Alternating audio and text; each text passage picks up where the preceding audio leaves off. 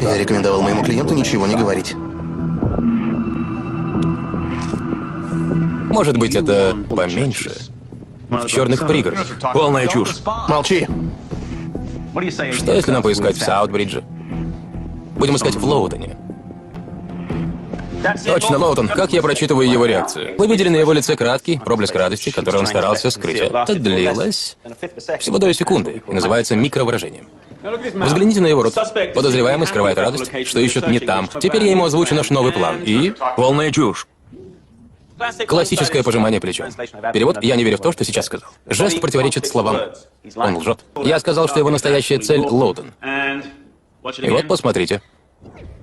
Скрытое презрение. Если вы видите такое микровыражение на лице жены, браку конец.